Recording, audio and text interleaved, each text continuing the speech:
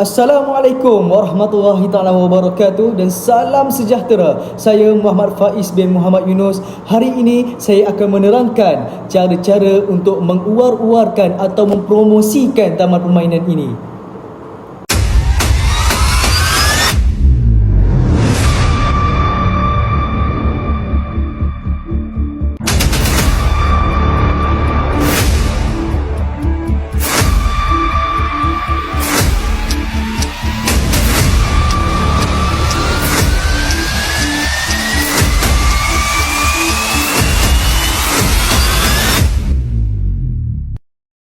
Bagi mempromosikan atau mengeluarkan taman permainan ini, terdapat beberapa perkara yang telah saya laksanakan.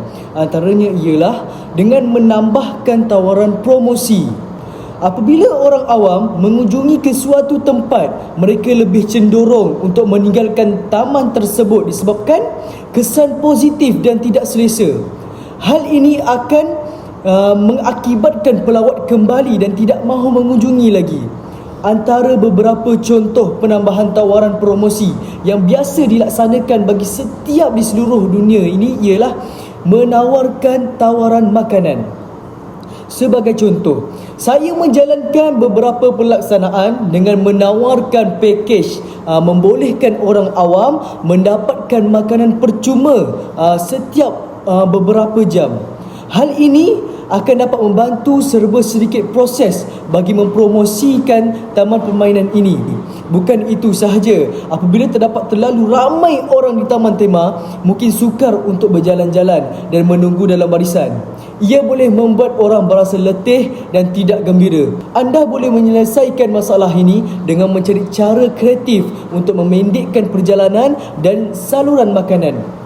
Penyelesaian biasa termasuk anggaran baris gilir. Hal ini terdapat di sesetengah taman mempunyai cara untuk anda menyemak berapa lama anda mungkin perlu menunggu untuk menaiki kenderaan sebelum anda beratur. Pembayaran tanpa tunai untuk mempercepat dan memudahkan urusan dan sebagainya.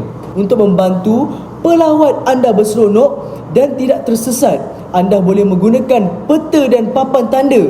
Anda boleh memberi mereka peta apabila mereka masuk atau menggunakan aplikasi untuk menunjukkan kepada mereka tempat untuk pergi. Anda juga boleh meletakkan papan tanda di pintu masuk. Perkara yang menyeronokkan untuk dilakukan supaya mereka perasan dan ingin mencubanya. Dan jika anda meletakkan tanda di atas tanah seperti anak panah atau laluan, ia boleh membantu mereka mengetahui arah mana yang harus dilalui. Adalah penting untuk mempunyai papan tanda berhampiran, tunggangan dan tarikan yang memberitahu orang perkara yang berguna. Sebagai contoh, papan tanda pada tunggangan yang sangat menarik harus menyatakan bahawa hanya orang tinggi yang boleh menaikinya dan ia mungkin tidak selamat untuk orang yang mengalami masalah kesihatan tertentu.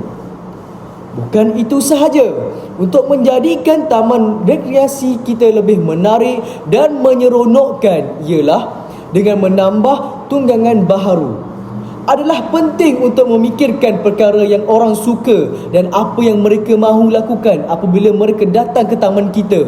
Jika kebanyakan orang yang datang ke sini adalah keluarga dengan anak-anak kecil, kita haruslah menumpukan pada menambah tunggangan yang tidak terlalu menakutkan atau sengit. Hal ini dapat menjadikan tunggangan lama lebih menyeronokkan dan menarik dengan menukarnya. Jika tidak ramai yang datang untuk menunggang, kita boleh menjadikannya lebih menarik untuk kanak-kanak hari ini. Sebagai contoh, Harhesh Park menukar tunggangan lama yang dipanggil Race Extreme Cup Challenge dan menjadikan lebih menarik kepada kanak-kanak sekarang. Mereka memanggilnya Race Cup Fusion dan memberikannya cerita baharu untuk menarik minat kanak-kanak dari semua peringkat umur. Daripada menjadikan taman itu lebih besar, taman yang tidak mempunyai banyak ruang harus memikirkan untuk membuat tunggangan lebih baik. apabila tidak ramai lagi yang menaiki tunggangan, mereka boleh menurunkan, mereka membuat perkara baharu yang menyeronokkan seperti permainan digital yang menarik.